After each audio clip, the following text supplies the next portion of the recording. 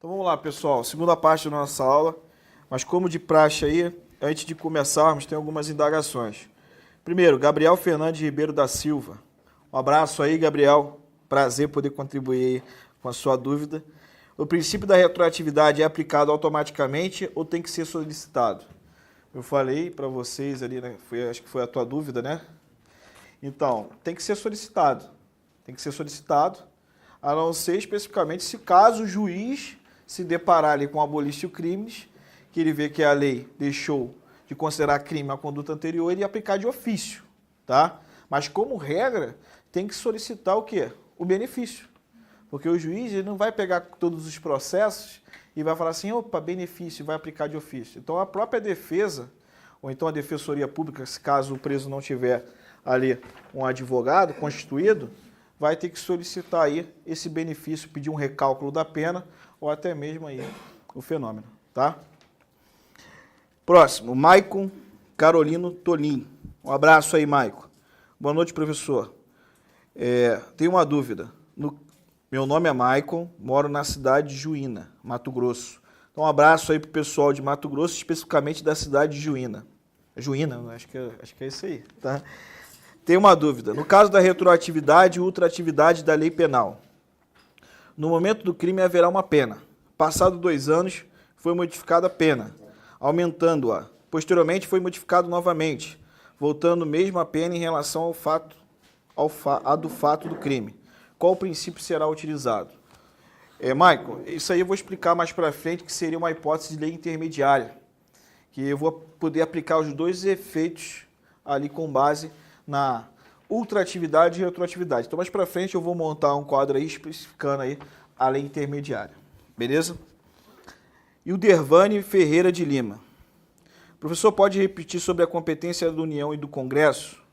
Olha só, o Dervani, eu falei o seguinte, no que diz respeito ao artigo 22, inciso 1 da Constituição Federal, fala que é competência privativa da União. A União é um ente federativo. E dentro da União eu tenho os 3 poderes. Eu tenho o poder executivo, o poder legislativo e o poder judiciário. No que diz respeito ao artigo 22, inciso 1 da Constituição Federal, quando fala competência privativa da União, está falando sobre a competência dela legislativa, que vai ser representada pelo Congresso Nacional. Tá? Então é o Congresso Nacional que vai ter que produzir o direito penal, que é um dos poderes da República Federativa do Brasil. Só que ele vai representar quem? A União, Poder Legislativo Federal, através do Congresso Nacional. Mas se caso persistir a tua dúvida, você pode me perguntar pela minha página lá, pessoal, ou até mesmo pela minha página, minha fanpage lá, que é Antônio Natalino da Silva Pequeno. Suzy Bastos Mota. Professor, em alguns momentos os termos estão técnicos demais. Está um pouco difícil compreender logo na primeira aula. Você poderia falar com uma linguagem um pouco mais simples, quando os termos forem muito técnicos, explicar de uma forma mais simples? As comparações com outros termos estão confundindo um pouco. Desculpe, é que não tenho a apostila e está difícil anotar. Assim, eu vou tentar procurar falar de forma simples. O problema é que na hora da prova, o termo é cobrado de forma técnica. Tá? Então, eu vou tentar trazer de forma simples, mas eu não posso perder a essência do conteúdo de forma técnica, porque a gente está almejando concurso para a área de nível superior. Tudo bem que, quando está lá saindo o edital, fala que noções de direito. Noções de direito administrativo, noções de direito penal, só que a banca não quer saber que se teu conteúdo que você estudou é básico. Ela vai jogar o quê? O conteúdo de forma técnica. Mas, para facilitar aí a compreensão, eu vou procurar ser o mais simples possível. Mas eu também não posso deixar de falar de forma técnica. Tá? Rosenice da Conceição. Professor Antônio, gostaria de mais detalhes sobre o crime permanente no caso de menor idade. Então, Rosenice, eu expliquei aqui o seguinte. No caso, o menor de idade, com 17 anos e 10 meses, quando ele começou a praticar o crime de sequestro, que é um crime permanente, ele, na verdade, estava praticando o quê? Um ato infracional. Porque ele não tinha a maioridade penal. Ele era menor de 18 anos. Sendo que ele privou a pessoa de liberdade de locomoção e ficou com ela 7 meses. E a conduta dele só veio terminar depois que ele atingiu a maioridade penal. Então a conduta dele ficou se arrastando durante 7 meses. Aqui ele já obteve a maioridade penal, então ele vai responder pelo Código Penal, tá? Pelo Código Penal. Se ele praticasse aqui, por exemplo, um crime, um ato infracional análogo ao crime de furto, que é um crime que se consuma instantaneamente, ele só responderia pelo ato infracional. Mas como ele praticou um ato infracional análogo ao crime de sequestro, a conduta dele veio o quê? Se arrastando durante esse período todo e só veio cessar depois que ele obteve a maioridade. Por isso que ele vai responder perante o Código Penal e com base nessa lei mais grave, porque a conduta dele cessou depois que ela estava o quê? Vigente. Beleza? Então, vamos lá, vamos dar continuidade. Falei sobre o crime permanente, agora eu vou falar sobre o crime continuado, com base ainda na súmula 711 do Supremo Tribunal Federal. Beleza? Então, preste atenção aqui, ó. Repetindo. O crime continuado é uma ficção jurídica, ou seja, o indivíduo, pela mesma circunstância de tempo, lugar, modo de execução, espécie do crime, ele vai praticar vários, mas vai responder como se tivesse praticado o quê? Porque é uma ficção trazida pela própria lei, pelo artigo 71 do Código Penal. Então, tu imagina a seguinte situação aqui, ó. O indivíduo, sobre a vigência da Lei A, ele vem a praticar um crime de furto, previsto no artigo 155 do Código Penal. Então, ele foi lá, ó, chegou no final de semana, trabalhava numa loja de material de construção, ele estava duro, ele olhou para o caixa, viu o caixa cheio de dinheiro e falou, vou pegar só duzentão aqui para tomar uma cerveja. Então ele foi lá e subtraiu o quê? R$200. Praticou o crime de furto. Aí, ó, passou uma semana, nas mesmas circunstâncias de tempo, lugar e modo de execução, ou seja, lá na loja de material de construção, ele olhando mais uma vez para o caixa, né, se sentiu desesperado porque a mulher ligou para ele falando assim, ó, ex-mulher, tá faltando a fralda da criança. Ele falou, não sei o que eu vou fazer, tô sem dinheiro. Olhou pro caixa, o caixa olhou para ele, ele foi, pum, cinquentão. Então ele praticou o quê? Outro crime de furto. Tranquilo? Então aqui, ó, em tese ele já praticou 2 crimes. Depois passou mais uma semana. Aí ele veio a conhecer uma namoradinha nova, tá? Namoradinha nova, começou a ter aquele relacionamento. E para querer se aparecer perante ela, convidou para sair. Só que ele estava duro. Olhou para o caixa olhou para ele. Ele falou assim, vou comprar um combo, né? E vou para o camarote. Meteu a mão no milão. Milão no caixa. Então ele praticou o quê? Outro crime de furto. Aqui a pena do crime de furto, quando ele veio praticando esses 3 crimes, é 1 a 4 anos, tá? Então a pena do crime de furto, até então aqui, era uma pena de 1 a 4 anos. Aqui surge a Lei B. E a Lei B, ela traz a conduta do agente de forma mais gravosa. Ela passou a trazer a pena do crime de furto de 2 a 5 anos. Beleza? Ele não contente, tá? Depois que essa lei começou a vigorar, começou a viger, ou seja, começou a ter a vigência ali no ordenamento jurídico, na semana subsequente, a namoradinha nova convida ele para um casamento. E ele estava duro, né? Aí ele falou assim, ó, eu tenho 5, vou tentar arrumar 50 para o Uber, né? E mais 300 para comprar um terno, aquele terno com a ombreira do Didi. Aí ele foi meter uma em 350 lá no caixa novamente. Depois do advento da lei, o quê? B. Aí parou.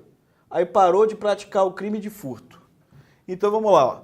Quantos crimes de furto ele praticou? 1, 2, 3, 4, 5. Na prática, ele praticou 5 crimes de furto. Só que ele vai responder por apenas 1.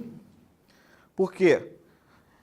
Os subsequentes ao primeiro são continuidade, são considerados crime continuado. Por isso que eu falei para vocês que é uma ficção jurídica. Porque na prática ele praticou 5 crimes de furto. Só que ele vai responder por apenas um crime. com a causa de aumento de pena do artigo 71 do Código Penal. E nesse caso específico, como a conduta dele, a última, veio a cessar depois do advento dessa lei, e ela é considerada a continuidade dos crimes anteriores, ele vai responder com base na vigência da lei B, por mais que ela seja mais gravosa, de acordo com a súmula 711 do Supremo Tribunal Federal. Então, nos crimes permanentes e nos crimes continuados, se a conduta vier a cessar depois do advento da lei, por mais que ela seja mais gravosa, ela vai ser aplicada. Porque é simples, é só você raciocinar.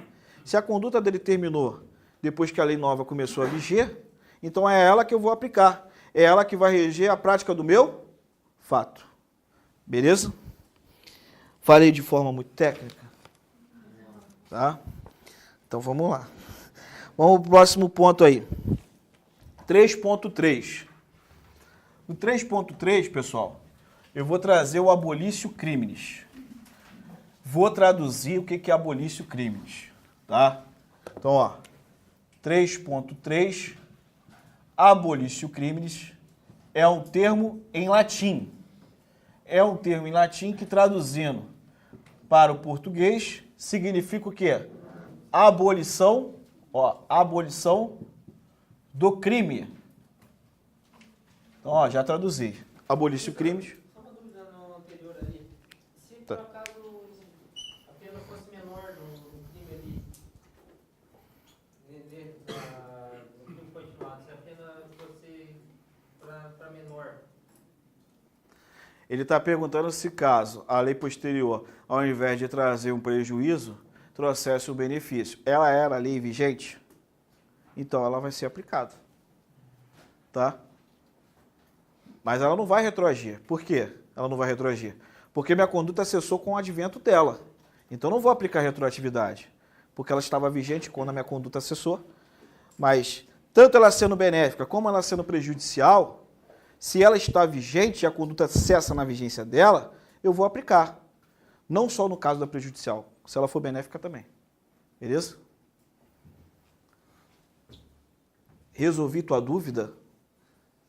Ah, então tá bom. Não, porque, né? Às vezes o cara fica com vergonha de perguntar de novo, mas pode perguntar, pô. Não tem problema não. Então, ó, abolício crime significa o quê? Abolição do crime. Traduzindo, uma conduta era considerada o quê? Crime, sobre a vigência de uma lei.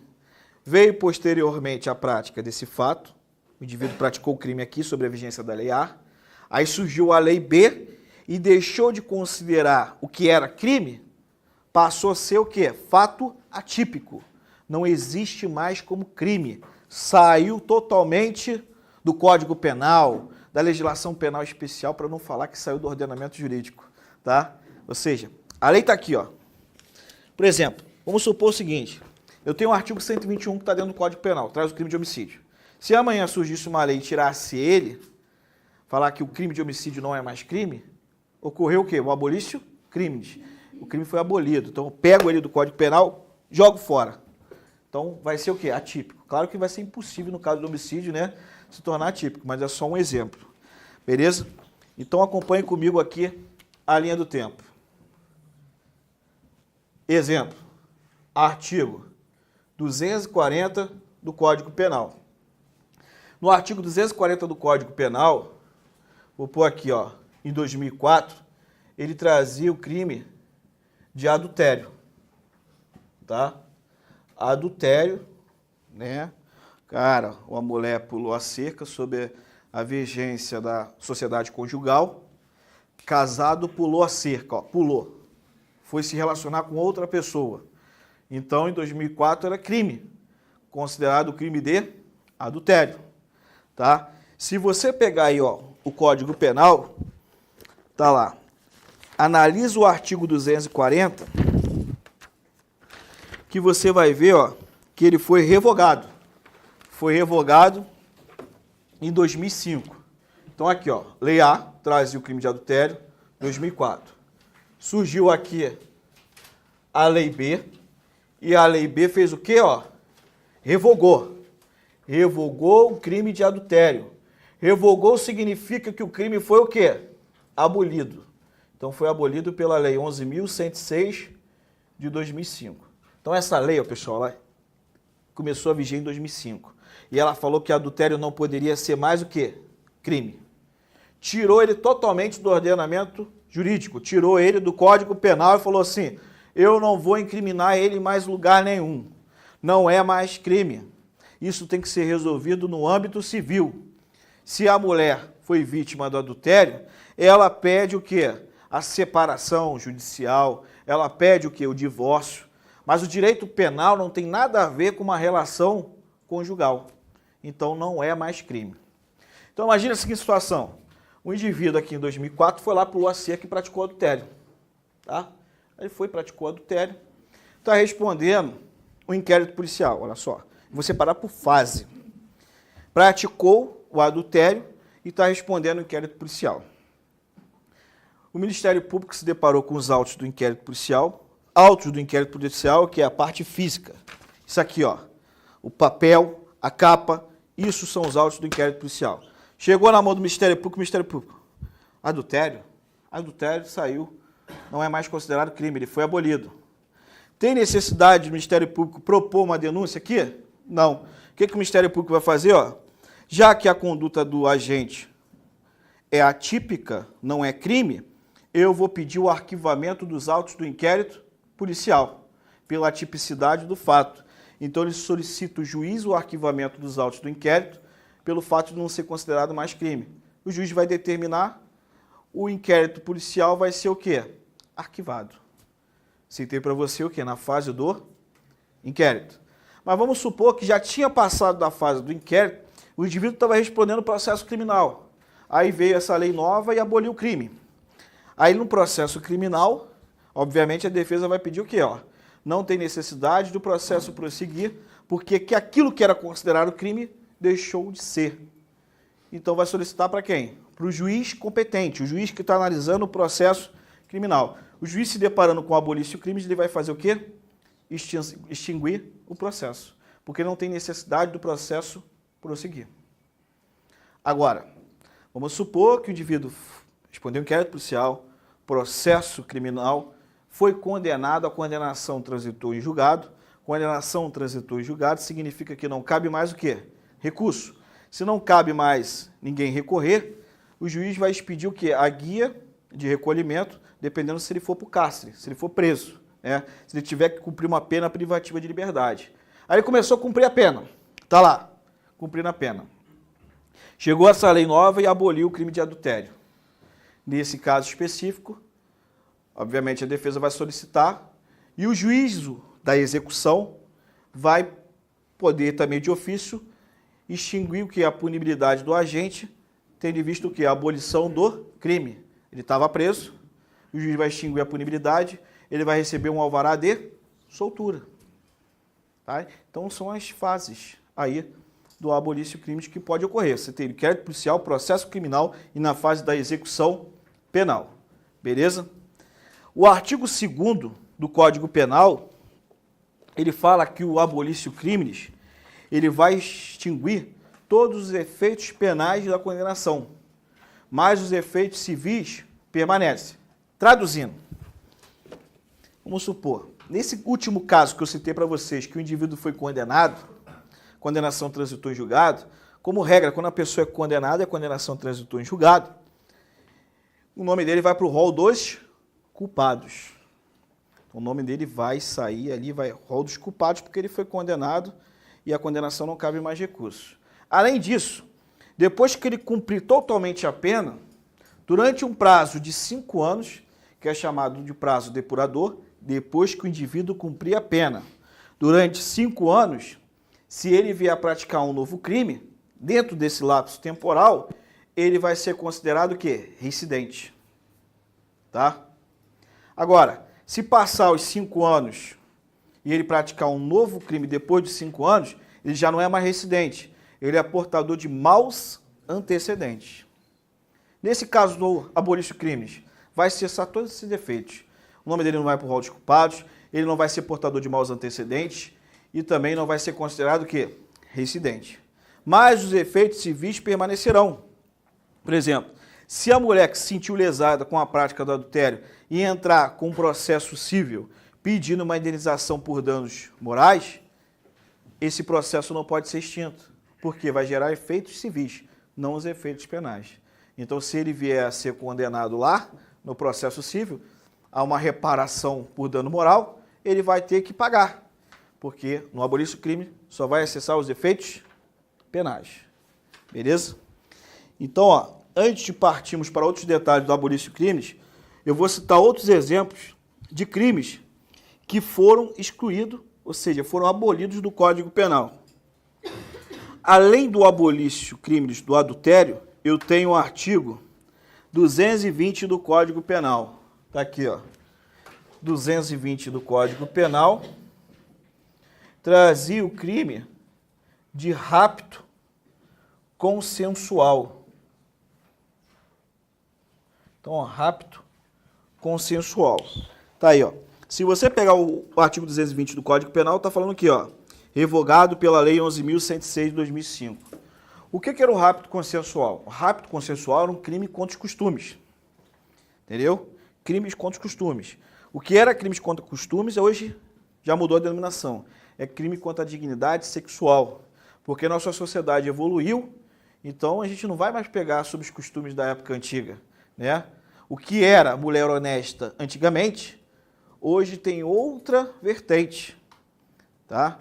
Por exemplo, do rapto consensual. A pessoa raptou porque a outra quis. Me leva. Era crime. Tinha necessidade disso? Você punir por rapto uma pessoa que quis ser raptada? Então não teve mais necessidade de direito penal o quê? Intervir. Por isso que foi o quê? Quê? Não vai levar minha filha de casa não, entendeu? Ela é honesta. O cara, mas eu quero ir, pai. Se tu for, tu vai responder, o vagabundo. Era rapto consensual, entendeu? Além do rapto consensual, tinha o 217. O 217 é o quê? O crime de sedução, entendeu? Ou seja, tá lá. Por exemplo, seduzir mulher honesta, entendeu? Seduzir a mulher honesta, né? Aí o cara, poxa, você tá linda hoje, você é maravilhosa, né? Podemos conversar, né? Podemos sair. Sai daqui, vagabundo, eu sou mulher honesta. Vou te denunciar. Sedução, parceiro. 217. Entendeu? Tem necessidade? O que era mulher honesta antigamente? Não deixa de ser mulher honesta, mas não tem necessidade de você, numa balada, a pessoa chegar para tentar sair com uma outra pessoa, né? Cadê um chavequinho? É fato atípico. A não ser se o cara for tão chato, perturbar, que é uma contravenção penal, que é importunação ofensiva ao pudor. Tá? Dependendo do que ele for falar. Mas, com a evolução, a própria sociedade, o próprio Congresso Nacional, verificou que não tinha mais como prever o crime de sedução, que não tinha necessidade. Tá? Sempre. O que seria a mulher honesta hoje? A mulher vai para a balada. Trabalhou durante a semana toda. Chegou na sexta-feira e falou assim, hoje eu vou beber. Entendeu? Aí bebeu, pô, saiu com um, saiu com dois, saiu com três, mas ela é honesta, paga as contas em dia, trabalha, entendeu? Então o conceito de mulher honesta que antigamente mudou. Então, pessoal, não tem necessidade de direito penal aí intervir. Beleza? Pode falar. No caso da anterioridade, tinha que ser provocada. No caso da abolição do crime, ela tem que ser provocada, né? Por exemplo, se o cara está preso preventivamente, o delegado pode solicitar... Não, o delegado não, mas sim, o próprio Ministério Público ele pode solicitar que ocorra ali o alvará de soltura. Entendeu? Por quê? O Ministério Público ele atua como custo legis. O que é custo legis? Traduzindo, é o fiscal da lei. Então, se ele vê que é um caso que tanto que pode vir a beneficiar o réu, ele nada impede dele pedir para que ocorra o alvará de soltura porque o crime foi abolido. O juiz também, ele pode agir de ofício, se deparando com a abolição do crime. Mas, na maioria dos casos, né, o juiz tem tanta coisa para fazer que possa ser que ocorreu a abolição do crime e o cara está lá preso ainda. Então, nesses casos específicos, tem mais efetividade a defesa pedindo. Entendeu? Que seria mais rápido. Porque até o juiz se deparar com quem está preso pelo aquele crime que já foi abolido, pegar todos os processos e analisar, isso vai demandar um tempo maior. Então a defesa ela já vai, se antecipa e solicita. Beleza? Continuando, no abolício crimes. Ó, o abolício crimes, ele vai gerar uma consequência quando o crime for abolido. E que consequência é essa? Vai gerar a extinção da punibilidade. Então anota aí, ó. Eu vou pôr consequência do abolício. Isso de forma não técnica, tá? É uma consequência quando ocorrer a abolição do crime. De forma técnica, agora, natureza jurídica do abolício. Então, tanto a consequência do abolício como a natureza jurídica dele vai acarretar o quê? A extinção da punibilidade. O cara precisa sofrer a pena se uma coisa que era crime não é mais? Não. Então, a pena tem que ser o quê? Extinta. Então, vai gerar o quê? A extinção da punibilidade conforme o artigo 107, inciso 3º do Código Penal. Beleza? Então, a abolição do crime, tem como consequência a extinção da pena, a extinção da punibilidade. Beleza?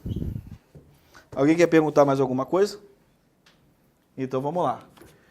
Próximo ponto, 3.4. Anota aí, ó. Novatio legis e melius. É o termo em latim. Vou traduzir aí para o português. Então, ó. 3.4. Novatio legis e melius. Ou lex mitior. Ou seja, uma lei melhor. Agora para o português. Lei nova, mais benéfica. Mas, pessoal, o colega aqui pediu para não falar de forma tão técnica. Você sabe que a Novatio legis agora em melius é uma lei nova mais benéfica, mas não pode esquecer esse termo porque a banca CESP ela cobra, tá? Então, Novatio legis e melius significa que veio uma lei nova e ela traz um benefício para quem veio a praticar o quê? Um crime. Então, ó, eu já cansei de falar para vocês aqui hoje e citando os exemplos aí, ó, de várias situações. Eu posso até repetir aqui, ó, no crime de adultério. 2004, o adultério era o quê? Crime. Sobre a vigência da lei A. Surgiu a lei B, que é 11.106, de 2005, e aboliu o crime de adultério. A lei B, ela é mais grave ou mais benéfica? Mais benéfica. Então, ela vai fazer o quê? Ela vai retroagir. É uma Novatio legis e melius. É uma lex mitior. Então, toda vez que a lei trouxer um benefício, ela retroage. Aí eu falei para vocês, quanto que pode incidir o benefício de uma lei mais nova? Diminuição de pena, além da diminuição de pena, redução do prazo prescricional, redução do prazo decadencial, mudança do tipo de ação penal. Então, são exemplos aí de lei nova que traz um benefício para o réu. Fundamento legal. Onde que está a previsão da Novatio legis e melius dentro do Código Penal? Dentro do Código Penal, a previsão dela é no artigo 2º, parágrafo único. Tá? E o abolício crimes, pessoal, esqueci de falar aqui, ó, é o artigo 2º do Código Penal. Então, vou ler para vocês, ó. Artigo 2º, parágrafo único. Fala o seguinte: a lei posterior que de qualquer modo favoreceu o agente, aplica-se aos fatos anteriores, ainda que decididos por sentença condenatória transitada em julgado.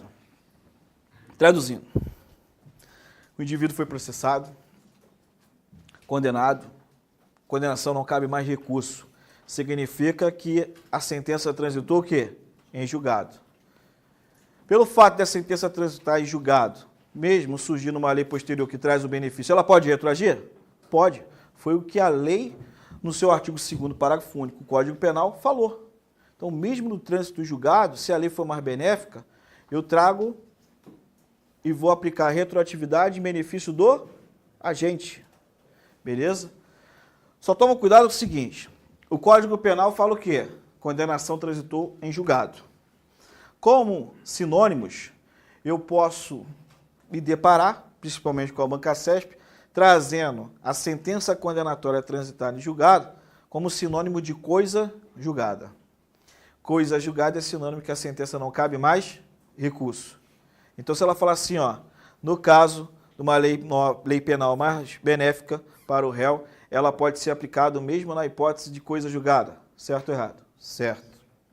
Mas além da sentença condenatória, transitada em julgado, além da coisa julgada, pode trazer também como sinônimo sentença o quê? Irrecorrível, que é a sentença que não cabe mais recurso. Se ela falar assim, ó, surgiu uma lei nova, ela traz um benefício para o agente, ela poderá ser aplicada mesmo depois da sentença irrecorrível. Certo ou errado? Certo, porque é sinônimo de sentença transitada em julgado. Beleza? Alguém tem alguma dúvida? Pode perguntar. Coisa julgada formal e material, nesse caso aí. O quê? Coisa julgada formal, coisa julgada material. Tá. Isso aí é uma parte que é um tema dentro de processo penal e tema de processo civil, entendeu? Eu vou clarear aqui e eu vou repetir a pergunta dele. Ele está perguntando no caso de coisa julgada formal e no caso de coisa julgada material. Se você está respondendo processo criminal e extinguir o processo, às vezes por... Vou lembrar do processo civil que fica mais fácil. Está num processo civil. Aí, o juiz, ele sentencia ali, sem resolução de mérito, porque falando que a parte é ilegítima, ou seja, há uma ilegitimidade da parte. Então vai gerar o quê? Uma coisa julgada formal para aquele processo. Mas nada impede, quando descobrir quem realmente é a parte, se ingressar novamente com um processo novo.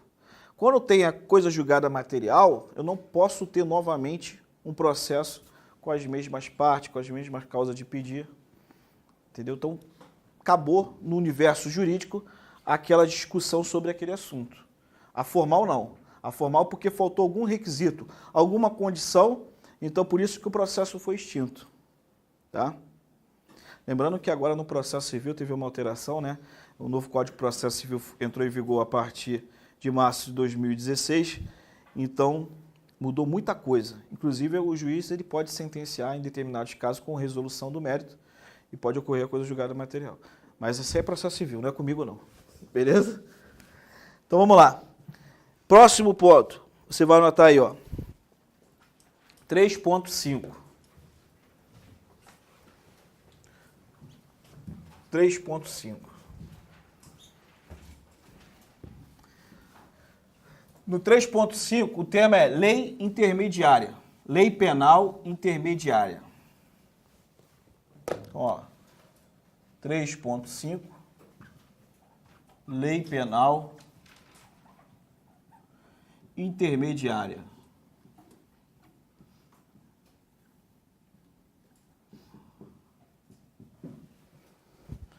Beleza? Então preste atenção aqui, ó. Ó, aqui eu vou ter a lei A, beleza? Aqui eu vou ter a lei B e aqui eu vou ter a lei C. São 3 leis. Fui claro? Então, ó, aqui, ó. Aqui eu tenho uma pena de 2 a 5 anos. A lei B trouxe a pena de 1 a 4 anos. E a lei C trouxe a pena de 2 a 6 anos. Tudo para a prática do crime de furto. É uma situação hipotética, tá, pessoal? Não houve esse tipo de alteração ainda não. Mas eu estou só exemplificando para falar para vocês o que vai ocorrer no caso dessa lei intermediária. Então, ó, o professor pequeno vai falar devagar. Eu tenho a lei A, a pena 2 a 5 anos para o crime de furto. Surge a lei B. Essa lei é mais benéfica? Ela pode retroagir? Então eu vou, o quê? Retroagir, beleza? Depois, no decorrer, surge a lei C. A lei C, ela é mais prejudicial. Ela pode retroagir? Não. Então aqui qual o efeito que eu vou aplicar? O efeito ultrativo. Ultrativo. Porque se você aplicar o efeito ex-tunc, ela vai retroagir e vai prejudicar. Então, eu vou pegar ela e vou carregar lá para frente, mesmo depois dela vir a ser cessada. Então, aqui, ó, eu apliquei os dois efeitos na lei intermediária. O retroativo, porque aqui ela é mais benéfica, e o ultrativo, porque essa lei você não pode retroagir, senão vai prejudicar quem? O réu. Então, é exemplo aí para o colega do online que perguntou naquele caso específico. Claro que eu não citei o prazo do processo, mas é só você analisar essa linha do tempo. Se uma hora ela veio e trouxe o benefício, ela retroage. Se posterior surgir uma lei que traz um prejuízo, ela vai aplicar o efeito ultrativo para não retroagir e prejudicar o réu. Então isso seria o quê? Uma lei intermediária. Tranquilo? Próximo ponto agora, 3.6. Princípio da continuidade normativo típica. Princípio da continuidade normativo típica. Olha só, esse princípio, você analisando ele, você pensa que às vezes um artigo, um crime, ele saiu do ordenamento jurídico porque foi revogado, ou seja, ele saiu de uma lei porque foi revogado, você pensa, né? Analisando assim, você vai ver assim, revogado, então não é mais crime, ocorreu abolício crimes. Só que é de fachada. Na verdade, ele saiu de uma roupa e foi encaixado em outra. Tá de terno, foi botar o quê? Uma roupa casual. Então saiu de uma roupagem e foi para outra. Exemplo, aqui ó. Em 2009, eu tinha o artigo 213, o artigo 214, ambos do Código Penal. No 213 trazia o crime de estupro. E no 214, atentado, ó, atentado violento ao pudor. Eu vou explicar, calma, tá? 213. 213, até 2009, ou melhor, o 213 trazia o crime de estupro, antes do advento da Lei 12.015 de 2009, ele é um crime próprio. O que é um crime próprio? Ele só pode ser praticado por uma pessoa que demanda ter uma qualidade, uma condição que específica. Então, o sujeito ativo requer o que? Uma condição específica. Ele é um crime próprio, no que diz respeito ao sujeito ativo. Só poderia ser o quê? Homem. Então, em tese, mulher não poderia ser autor do crime de estupro. Era um crime próprio, só poderia ser praticado por homem. O sujeito passivo também era próprio, porque só poderia ser quem? Mulher. Então, ó, não existia homem com homem, mulher com mulher. Eu não poderia tipificar a conduta no crime de estupro. Beleza? Então, como que era a ocorrência, a consumação do crime de furto? Crime de furto, constranger mediante violência ou grave ameaça, a mulher praticar conjunção carnal. Conjunção carnal só pode ser praticado entre homem e mulher. Não existe conjunção carnal homem com homem, mulher com mulher. Aí é sacanagem, tá? Então, é o ato libidinoso diverso da conjunção carnal. Então, era um crime bipróprio. Só o homem poderia praticar, só a mulher poderia ser o sujeito passivo. Já, se o homem constrangesse mediante violência ou grave ameaça, a que outro homem, aliás, viesse a praticar com ele um sexo anal, ele responderia para o atentado violento ao pudor. Por quê? Aqui trazia o crime, ó, constranger mediante violência ou grave ameaça, praticar outros atos libidinosos diversos da conjunção, o quê? Carnal. Então, sexo anal, sexo oral, a filação, enquadrava onde? No atentado violento ao pudor. Não o atentado violento ao pudor que tua avó fala, né? Tua avó vê uns outros mijando na rua, fala, esse é um atentado violento ao pudor. Não, é um ato obsceno, tá? Então, eu configurava aqui, ó, enquadrava no 214. Surgiu a Lei 12.015 de 2009, o que a Lei 12.015 de 2009 fez?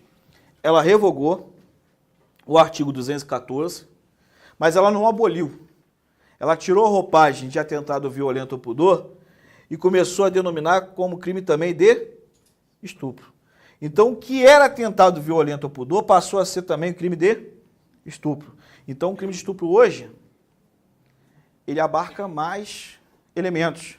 Então, é tanto, no caso, constranger mediante violência ou grave ameaça a praticar a conjunção carnal. No que diz respeito à conjunção carnal, nada mudou. É só entre o homem e a mulher. Mas, para ser configurado também estupro, pode ser o quê? Outros atos libidinosos diversos da conjunção carnal. Então, hoje é tudo crime de estupro. Não tem mais atentado violento ao pudor. Mas ele foi abolido? Não. Ele saiu do nome de atentado violento ao pudor e passou a ser estupro. Então, aqui eu aplico o princípio da continuidade normativa, o quê? Típica. Ele continua existindo ainda como crime, só com nome diferente. Beleza? Outro exemplo, para a gente tentar massificar aí, ó. O exemplo que eu vou passar para vocês é no artigo 219 do Código Penal. Então, aqui, ó. No 219 do Código Penal, eu tinha um crime de rapto violento. Aqui não é o rapto consensual, e sim um rapto violento ou mediante o quê? Fraude. Beleza? Tinha previsão no artigo 219. Aí você pode analisar aí o 219 e verificar que ele foi revogado, ó, pela Lei 11.106 de 2005.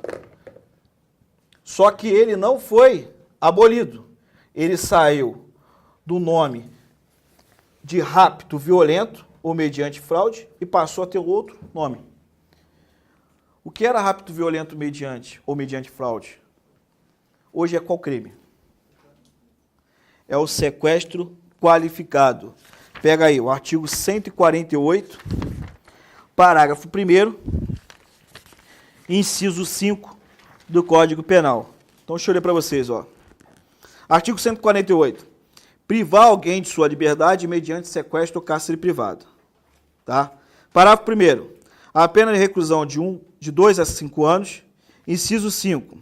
Se o crime é praticado com fins libidinosos. Você pode observar o inciso 5, tá lá, ó.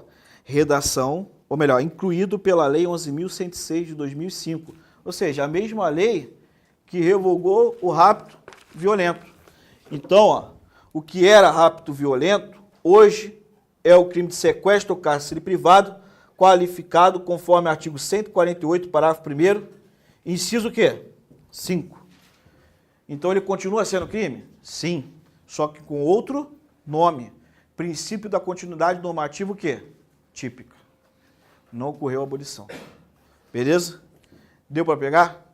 Então, se cair na tua prova falando especificamente que aplicando-se o princípio da continuidade normativa típico, uma lei vai abolir o crime, está errado. Isso aí abolisse o crime. No princípio da continuidade normativa típica, o crime sai de um artigo, sai de um nome jurídico e vai passar a ter outro nome. Beleza? Alguma pergunta? Posso continuar? Então vamos lá. Próximo tema. Agora é ponto de número 4. Lei temporária e lei excepcional. Eu sei que quem começou a estudar agora deve estar com raiva de mim. Mas mais para frente você vai me agradecer. Porque nem todo mundo pega com essa quantidade de detalhes que eu faço. Então, mais para frente, você vai me agradecer. Hoje deve estar me xingando, mas eu entendo, tá?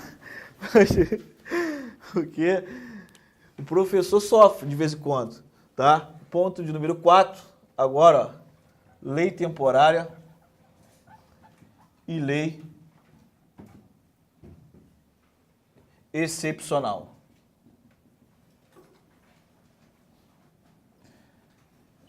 O cara, ele estuda para concurso, fala, pequeno, dá uma dica aí, fala como que eu vou estudar. Aí eu vou passar tudinho, tal. Depois, esse é momento, assim, tô pensando alto, tá? Momento de reflexão. Aí depois ele vai falar assim, estudei sozinho, cara, fui determinado, entendeu? Vai esquecer do professor pequeno, entendeu? Esse é o momento de carência, né? Esquece, cara, esquece. É um ou outro que lembra, né? Eu falo isso porque quando eu passei em concurso, eu esqueci também das minhas professoras, entendeu? Tu acaba esquecendo, tu fica tão empolgado, eu falo, eu sou foda, eu estudei pra caramba, mas teve alguém que te ensinou, né? Então não esqueça do professor, pelo menos manda uma caixa de bombom, né? Me chama pro churrasco, me chama para tomar uma cerveja, mas sem ser Sintra, porque agora, se eu fui pobre um dia, eu não lembro, né? Eu tô marrento. Sem ser Sintra, Skin Cariol, compra uma coisa de qualidade. Vamos lá, pessoal. Lei temporária e lei excepcional. Primeiro, eu vou conceituar a lei temporária. Beleza? A lei temporária. O que é uma lei temporária? Simples, agora. A lei temporária, ela é aquela que tem um prazo para começar a vigorar e tem um prazo para terminar. Então, vou começar hoje. Começou. E vou terminar tal dia. Então, ela tem um prazo tanto para começar, como também um prazo para terminar. Isso tudo de forma o quê? Determinada. Então, por exemplo, aqui, ó. Lei Geral da Copa. É o meu exemplo principal agora que nós temos esse caso específico que ocorreu aí. É a Lei 12.663 de 2012. Então ela passou a começar a vigorar aqui, ó, em 2012. Chegou no dia 31 de dezembro de 2014, ela sai do ordenamento jurídico. Ou seja, ela sai e deixa de ser o quê? Crime. Então, ó, se você pegar o artigo 31 dessa lei, o artigo 32, o artigo 33, 34 e 35, ela vai trazer crimes com base na lei 12.613 de 2012, que quando o indivíduo praticasse um crime, por exemplo, falsificando um símbolo da FIFA, o cara pegou o fuleco e falsificou. Então ele responde com base no crime da Lei Geral da Copa. Tá aqui, ó. Os crimes: 31, 32, 33, 34 e 35. O artigo 36 dessa lei fala que esses crimes terão vigência até o dia 31 de dezembro de 2014. Então, quando chegar no dia 1º de janeiro de 2015, o que era crime com base na Lei Geral da Copa deixou de ser. Tá? Vai sair o que? Automaticamente da lei. Vai sair automaticamente como crime. Então, pessoal, isso aqui é uma exceção, não é? Por quê? Se você for parar para ver, ó, uma lei, ela só pode ser revogada por outra lei. Se eu tenho aqui, ó, o artigo 240 do Código Penal que eu falei para vocês, que trazia o crime de adultério, ele só saiu, ele só foi abolido porque teve outra lei, o quê? Retirando. Ele não saiu automaticamente. Já no caso da lei temporária, ela automaticamente sai do ordenamento jurídico. Ela tem um prazo para começar e um prazo para terminar. Beleza? Tu imagina agora a seguinte situação. O indivíduo sabe que ela vai terminar a sua vigência no dia 31 de dezembro de 2014 e ele vem a praticar o crime aqui, ó, 31 de dezembro de 2014. Chegou aqui no dia 1º de janeiro de 2015, não é mais crime. A conduta dele, que ele praticou no dia 30, ela vai ser abolida? Ela vai deixar de ser crime? Não. Por quê? Se fosse deixar de ser crime, seria muito fácil o cara, no último dia de vigência da lei, ele falou assim, eu vou praticar porque amanhã não é mais crime.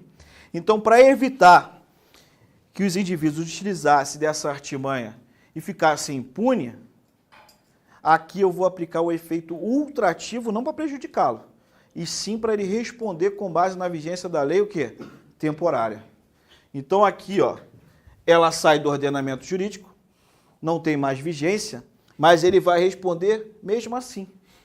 Porque senão ele praticaria o crime no último dia e ficaria o quê? Impune. Então vou aplicar o efeito ultrativo, preste atenção, não para prejudicar e nem para beneficiar, e sim para ele responder e não utilizar de quê? Malandragem. Malandragem de praticar o crime no último dia de vigência. Beleza? Então, lei temporária. Ela tem um prazo para o início e para prazo determinado para seu término. Tá? Beleza? A lei temporária, se tu se aprofundar no tema, alguns doutrinadores vão falar que ela é comparada com um termo. O que é um termo? É um evento futuro e certo. Tá? Já a condição ela é comparada com a lei excepcional. O que é condição? É um evento futuro e incerto. Se você fosse comparar a lei temporária com um termo, uma coisa a gente sabe, que nossa vida é como se fosse um termo. A gente vai morrer um dia. Então sabe que automaticamente a gente vai sair do quê? Do mundo. Então é como se a nossa vida fosse um termo, né? Agora, se o cara é meio alienígena, né, poderia ser uma condição, um evento futuro e incerto. Então, com base nisso, vamos para a próxima lei, a lei excepcional. Eu vou trazer a diferença entre a lei excepcional e a lei temporária e depois as suas situações que vão o quê? Ser equivalentes. Então, ó, lei excepcional. Preste atenção no que eu vou falar agora. A lei excepcional, ela tem um prazo para começar a entrar em vigor, começar a valer, e um prazo incerto, eu não sei qual é o prazo que ela vai o quê? Terminar. Então, a lei excepcional tem um prazo determinado para começar a valer, mas o prazo do seu término eu não tenho de forma determinada como eu tenho na lei temporária. Então, a lei excepcional, ó, começa a viger no estado de exceção, quando gera o que é excepcionalidade. E ela sai do ordenamento jurídico quando cessa esse estado excepcional. Mas o estado, a cessação do estado excepcional, eu não sei qual é a data. Por exemplo, uma calamidade pública aqui, uma enchente, ou melhor, uma enchente não. Vamos supor, uma calamidade pública está faltando água, então tem que ter racionamento. Pode ocorrer o quê? A aplicação de uma lei excepcional. Eu não sei quando que vai acabar determinadamente essa normalidade. Então ela só vai sair quando sair o quê? Quando cessar o estado de exceção. Exemplo de lei excepcional. No caso de calamidade pública, nos casos de guerra, o próprio Código Penal Militar, ele traz crimes em tempo de paz e crimes em tempo de guerra. Então seria um exemplo de quê? Lei excepcional. Quando tiver em tempo de guerra, o Código Penal traz determinados crimes. E ele começa a vigorar quando vier e eclodir a guerra e cessa, sai ali da aplicação dele quando a guerra o quê? Cessar. Tá? Outro exemplo de lei excepcional. Tu imagina a seguinte situação. São Paulo estava passando, não sei se está passando ainda, pelo estado de calamidade no que diz respeito ao abastecimento de água. Aí vamos supor que surge uma lei excepcional especificamente para o estado de São Paulo. Se ficar 10 minutos no chuveiro, crime, pena, 2 a 4 anos. Tá? Pode ter o racionamento da água ali. Se o cara praticar o crime aqui, ó, sob a vigência da lei excepcional, mesmo depois, quando cessar o estado de anormalidade, Ele vai responder porque eu vou aplicar o efeito o quê? Ultrativo. Ela não vai ser abolida, tá? Ela só vai o quê? Cessar a sua permanência porque não tem mais necessidade de ela permanecer incriminando esse tipo de conduta. Mas quem praticou sob a sua vigência não vai ser beneficiado com a abolição de crimes. Vai responder criminalmente. Beleza? Então, pessoal, agora vamos trazer os pontos em comuns da lei temporária e da lei excepcional. Características dessas duas leis. Primeira característica, auto-revogabilidade. Então, auto-revogabilidade. Ou seja, elas automaticamente deixam de ter o quê? Vigência. Não precisa ter outra lei para revogá-las. Então, elas são o quê? Auto-revogáveis. Elas saem sozinho da vigência, elas saem sozinho da validade, ou seja, para de valer automaticamente, tá? Além de ser auto-revogáveis, elas são também, ultra ativas. Então, outra característica da lei temporária e da lei excepcional, ultra atividade.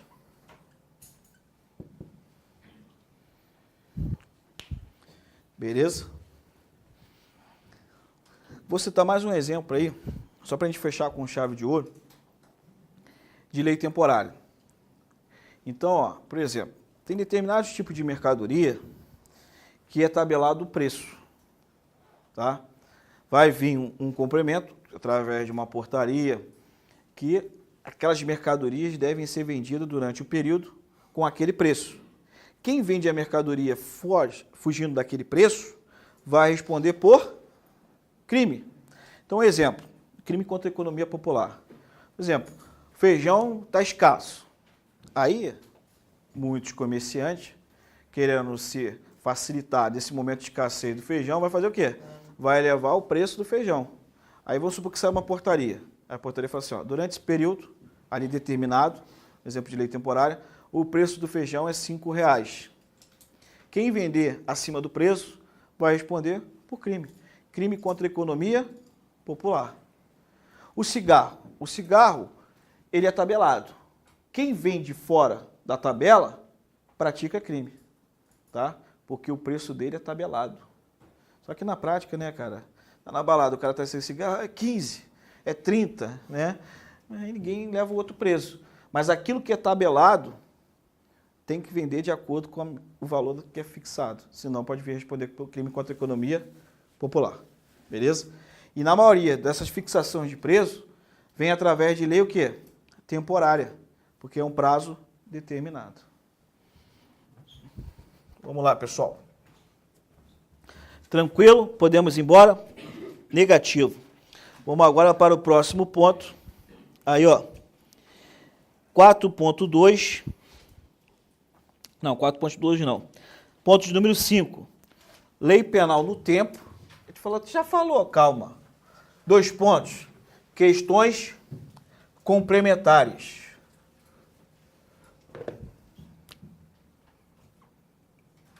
Então, lei penal no tempo. 2 pontos. Questões complementares. Agora eu quero ver quem é bom, né? E retroatividade, retroage com benefício do réu. Ultratividade, porque veio uma lei posterior, não pode prejudicar. Isso é mole, entendeu? Se pensa que é difícil, meu amigo, então é só o começo. Vamos lá. 5 pontos número 5, 5.1. Agora, retroatividade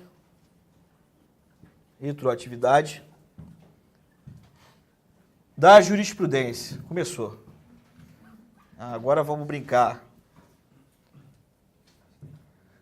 Então, um exemplo. Ah, moleque. Sou psicopata, né? Dá para perceber. A personalidade do psicopata, ela se forma até os 7 anos. Depois disso não tem mais jeito. Então alguém fica com... Tu tem cara de psicopata. Fica latente, entendeu? Mas um momento ele vai revelar isso.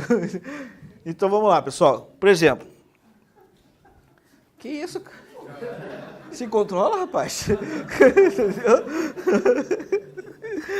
Então, vamos lá. Retroatividade da jurisprudência. Por exemplo. Cara, eu tenho que parar com isso, cara. Entendeu? Tem hora que não dá. Mas vamos lá. Retroatividade da jurisprudência. Eu tinha a súmula 174 do Superior Tribunal de Justiça. Nela falava o seguinte: o indivíduo que praticasse o roubo com emprego de arma, mesmo que a arma fosse de brinquedo, teria a causa de aumento de pena prevista no artigo 157, parágrafo 2º, inciso 1 do Código Penal. Então, por exemplo, o cara está lá, veio com a arma de brinquedo, perdeu, Paulinho do Trigo. Aí, então, o relógio, né? Ele respondia o quê? Roubo com aumento de pena, roubo circunstanciado. Porque o roubo com emprego de arma não é roubo qualificado, é roubo com emprego, é roubo com aumento de pena, é o roubo circunstanciado. Então o STJ entendia que quem roubava empregando uma arma de brinquedo responderia por roubo com aumento de pena, tendo em vista o emprego de arma. Tá? Posteriormente, o entendimento mudou. E hoje, quem pratica o roubo empregando uma arma de brinquedo, ele só vai responder pelo roubo. Mas não vai ter mais essa causa de aumento de pena. Tá? Então você aponta uma arma de brinquedo para a pessoa e fala, perdeu.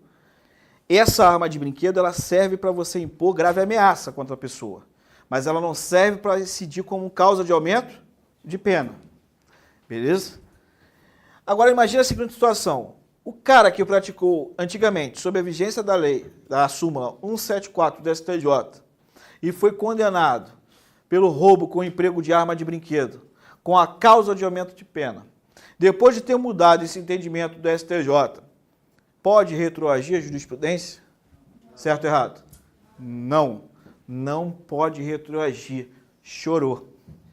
Tá com pena, Thaís? Não. Ah, senão eu ia pedir para tu levar ele para casa. Eu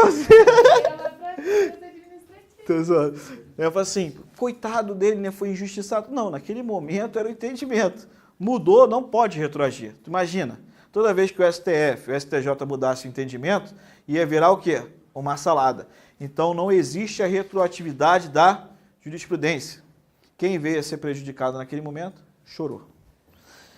Próximo ponto. Então aqui, ó, como referência, pega a súmula 174 do Superior Tribunal de Justiça. Já que eu falei da arma de brinquedo, se ele estiver portando uma arma de brinquedo, é crime? É crime? Tem certeza? É fato atípico, lógico, né? Não vai responder por crime. Mas se estiver vendendo arma de brinquedo, é crime? Sim, crime de contrabando. Porque o artigo 25 do Estatuto do Desarmamento fala que é proibida a venda de arma de brinquedo simulacro, a não ser se for para fins de instrução. Então, se a própria lei proíbe a venda da mercadoria, é uma mercadoria proibida. Se você vende, importa e exporta, tu responde pelo crime de contrabando. Artigo 334-A do Código Penal. Beleza? Se vendeu, fica quieto, deixa para lá, espera passar o prazo prescricional. Próximo ponto. 5.2. Aqui ninguém vai chorar, né? Ó, retroatividade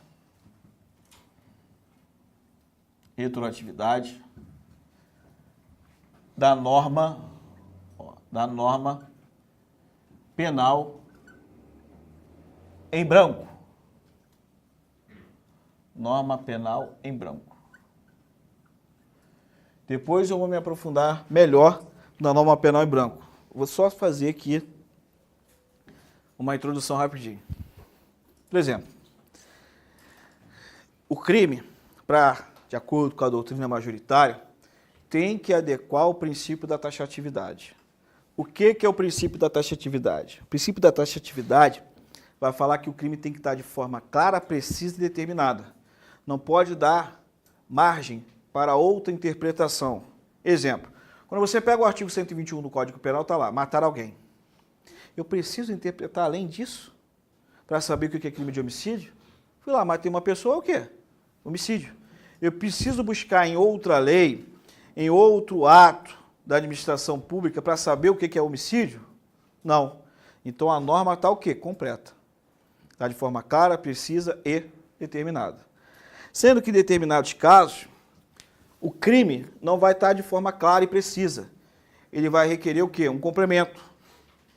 Então, nesses casos, quando a norma penal, o crime, precisar de um complemento, a doutrina chama de norma penal o quê? Em branco. Esse complemento da norma penal em branco pode ser através de uma outra lei, que vai vir para complementá-la, ou pode ser através de um ato da administração pública. Então, o complemento pode ser através de outra lei ou de um ato da administração pública. Quando o complemento for através de uma lei que for produzida também pelo Congresso Nacional, eu tenho uma norma penal em branco homogênea, porque a fonte de produção é igual. Exemplo, artigo 235 do Código Penal, crime de bigamia. Casar 2 vezes é o quê? Configura a bigamia. O que é casamento? O artigo 235 do Código Penal falou o que é casamento? Não. Então a norma está o quê? Incompleta. Eu preciso buscar o complemento dela. Então, para eu fechar meu raciocínio e saber quando o agente vai responder por bigamia, eu vou ter que ir lá no Código Civil e buscar o conceito de casamento. Tá? Então, quem produziu o artigo 235 do Código Penal foi o Congresso Nacional. Quem produziu o Código Civil foi o Congresso Nacional, porque é competência privativa também da União legislar sobre direito o quê? Civil. Então, a fonte de produção tem o seu complemento igual, com a mesma fonte do quê? Ou seja, o Código Penal tem a mesma fonte de produção da sua complementação, que é o Código Civil. Ou seja, tanto o Código Penal como o Código Civil foi produzido pelo Congresso Nacional. Então, uma norma penal em branco homogênea.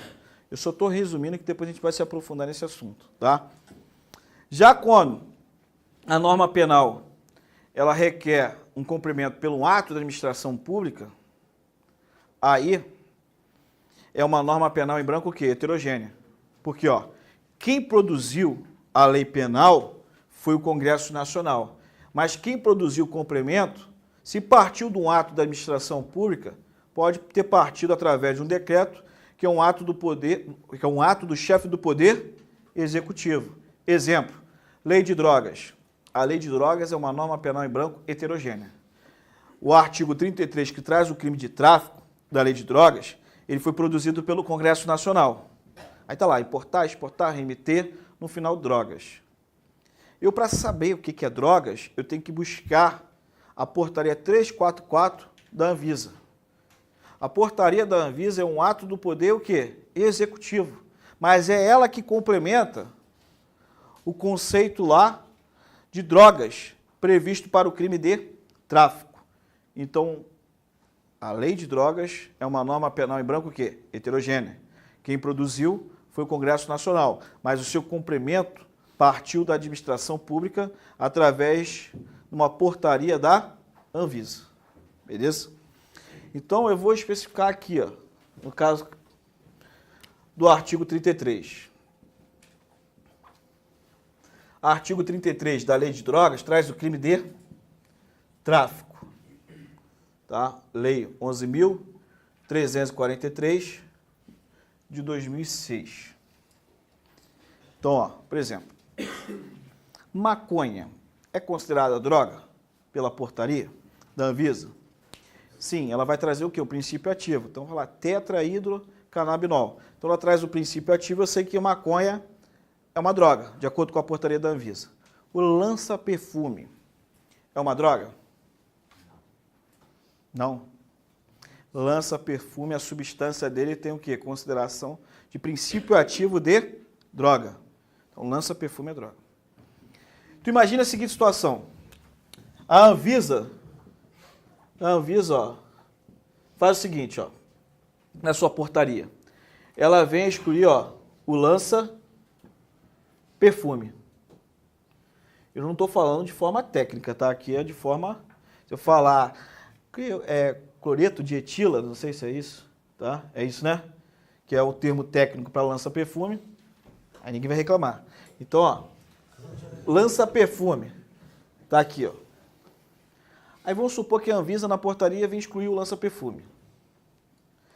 Sendo que eu tinha respondido por tráfico, estava respondendo pelo tráfico, porque eu estava vendendo um lança-perfume. Estou vendendo. Aí a Anvisa foi lá, ó, tirou o lança-perfume do rol da portaria que traz o quê? As drogas. Eu vou ser beneficiado? Ela vai retroagir? Sim. Tá? Então vai trazer o benefício para mim. Nesse caso, posso aplicar o quê? A retroatividade da norma penal em branco. Aconteceu isso, sabia? Isso foi um caso concreto. Tinha gente que estava respondendo pelo crime de tráfico, acho que com base na lei antiga, 6368 de 76. Aí estava respondendo pelo tráfico por causa do negócio do lança-perfume. Não, acho que foi com base na 6368 de 76. Aí a Anvisa excluiu rapidamente, durante uma semana, o lança-perfume. Aí a defesa o quê? Opa! Abolisse o crime. Foi pleiteando. O STF o quê? Decidiu que sim. Não interessa. Deu mole, tirou. Por mais que seja uma norma penal em branco ali, naquele período de uma semana, tinha ocorrido o abolício crime do lança-perfume. Então quem estava respondendo ali se beneficiou. Logo depois ela, opa, voltou a trazer ele no rol. Beleza? Então pode ocorrer sim a retroatividade da norma penal em branco. Beleza? Alguma dúvida? Então agora vamos para o próximo ponto aí. É tema novo. E eu vou denominar, ó, de lei penal, agora, no espaço. Lei penal no espaço.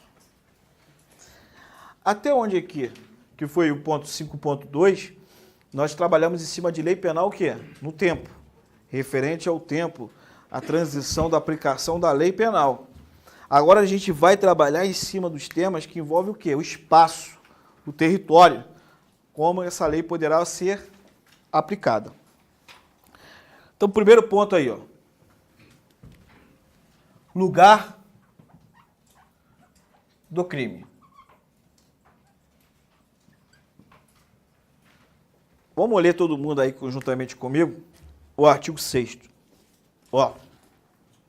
Artigo 6º do Código Penal, ele traz o lugar do crime. Presta atenção que eu vou fazer uma abordagem para você grifar no artigo 6º alguns detalhes. Então, ó, considera-se praticado o crime no lugar em que ocorreu a ação ou omissão. Então, você vai marcar até onde que eu li, por uma barra. Nessa primeira parte que eu mandei vocês marcar e pôr uma barra, você vai escrever o quê? Teoria da atividade. Então, divide. Ó. Considera-se praticado o crime no lugar em que ocorreu a ação ou omissão, vírgula, né? Põe uma barra, você vai pôr o quê? Teoria da atividade. Continuando. Depois da vírgula. No todo ou em parte, bem como onde se produziu ou deveria produzir-se o resultado. Sublinha essa parte, aí ele está falando sobre a teoria do resultado. Beleza? Então vamos lá. Teorias a respeito do lugar do crime. Vai ser considerado lugar do crime, de acordo com a teoria da atividade, o lugar onde foi praticado a ação ou omissão, ainda que outro seja o momento do resultado. Foi essa a teoria que o artigo 6º do Código Penal adotou? Não. Então, preste atenção. Considera-se o lugar do crime, não estou falando no tempo, estou falando lugar agora. Considera-se o lugar do crime onde foi praticado a ação ou omissão, ainda que outro seja o momento do resultado. Então, a teoria da atividade, ela fala que é lugar do crime onde foi praticada a ação ou omissão, ainda que outro seja o momento do resultado. Na letra B, traz a teoria do resultado. E na teoria do resultado, vai falar que é lugar do crime onde se produziu o resultado. Então, ó, de acordo com a teoria do resultado, lugar do crime é onde que se produziu o resultado.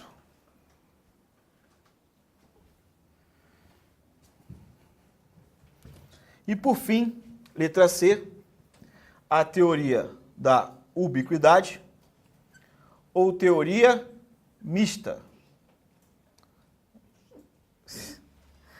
Paulinho do Trigo gosta, né? Teoria da ubiquidade é a teoria mista. Ela vai falar que é lugar do crime, tanto o momento que foi praticada a ação ou omissão, como também onde ocorreu o quê? O resultado. A teoria adotada pelo artigo 6º do Código Penal é a teoria da ubiquidade ou teoria mista. Tanto é que eu pedi para vocês fazer o quê? Uma barra para dividir, ó. Que eu vou mostrar para vocês onde que ela adotou a teoria da atividade e no segundo ponto, onde ela adotou o quê? A teoria do resultado. Então ela vai mesclar. É a teoria da atividade mesclada com a teoria do resultado, por isso que eu falo que é a teoria da ubiquidade que foi adotada. Ela misturou, ó. Artigo 6º. Considera-se praticado o crime no lugar em que ocorreu a ação ou omissão. Então aqui ela tinha adotado o quê? A teoria da atividade. Aí ela fala, no todo ou em parte, bem como onde se produziu ou deveria produzir-se o resultado. Nessa segunda parte ela adotou a teoria do resultado. Então a teoria adotada pelo lugar do crime é a teoria mista ou da ubiquidade. Beleza? Antes de eu comentar alguns assuntos importantes ainda a respeito do lugar do crime, vamos ler rapidamente de novo o artigo 6º, que eu vou falar como é que caiu já uma questão pela banca CESP. Artigo 6º, vou ler devagar. Considera-se praticado o crime no lugar em que ocorreu a ação ou omissão, no todo ou em parte, bem como onde se produziu, ou seja, quando ela fala assim, bem como onde se produziu, significa que o crime foi o quê? Consumado, tá? Então você puxa um tracinho e põe aqui, ó. Bem como onde se produziu, você põe aqui, sinônimo de consumação. Agora, continuando. Ou deveria produzir-se o resultado. O resultado não foi produzido. Então aqui ocorreu o quê? A tentativa. Tá? Então, ó, bem como onde se produziu o resultado, aqui o crime foi consumado, ou deveria produzir-se o resultado. Aí o crime foi o quê? Tentado. Que ela faz esse trocadilho justamente para confundir o cara em erro. Porque o cara vai ler rápido e fala, pô, mas lá não fala sobre consumação e também não fala sobre tentativa. Mas se você ler e de forma pausada, vai ver, ó, produziu o resultado o quê? Se consumou. Ou deveria se produzir o resultado, ali foi o quê? Um crime tentado. Beleza? Tranquilo. Para que serve a adotação aí do princípio da ubiquidade, ou melhor, da teoria da ubiquidade, no artigo 6º? Especificamente, o Código Penal adotou o artigo 6º, no que diz respeito ao lugar do crime, para solucionar os crimes à distância. Tá? Então aqui, ó, exemplo. Não sei se vai dar tempo, mas vou tentar. Crimes à distância. O cara está aqui no Brasil. Né? Aqui eu tenho o Paraguai. Eu mandei, ó, uma carta-bomba do Brasil para o Paraguai. Tá? Então, a carta-bomba, ela partiu lá para o Paraguai. E aqui ela explodiu, estourando na cabeça do indivíduo que foi abrir. Pronto. Onde que foi praticada a ação? A ação foi praticada o quê? Aqui, ó. Quando eu remeti a carta-bomba, eu pratiquei a ação. Aqui explodiu a cabeça do cara, aqui ocorreu o quê? O resultado. Então imagina a seguinte situação. Se no Brasil adotasse a teoria do resultado, ele já não poderia responder pelo crime pelo Brasil. Por quê? No Brasil o resultado não ocorreu. O que ocorreu no Brasil foi a ação. E se no Paraguai adotasse a teoria da atividade, ele também não poderia responder pelo Paraguai, porque a ação foi praticada no Brasil. No Paraguai ocorreu o quê? O resultado. Então, a teoria da ubiquidade ela foi adotada no artigo 6º, tendo em vista o lugar do crime, para não deixar o indivíduo o quê? Impune. Então, ela pega de dois lados, tanto se ele praticou a ação, como também o resultado. Beleza? Pessoal, espero aí que vocês tenham gostado assim, da minha primeira aula. Tá? Desculpa aí o pessoal do online, mas qualquer tipo de dúvida pode entrar em contato comigo. Tá? Eu brinco mesmo nas minhas aulas, então no decorrer você vai ver que é só brincadeira, não tem nada de maldade. Tá? E na próxima aula daremos continuidade ao tema. Não deixa de assistir para a gente poder aí dar sequência no nosso raciocínio. Tá? Um abraço aí, pessoal, fique com Deus e até a próxima.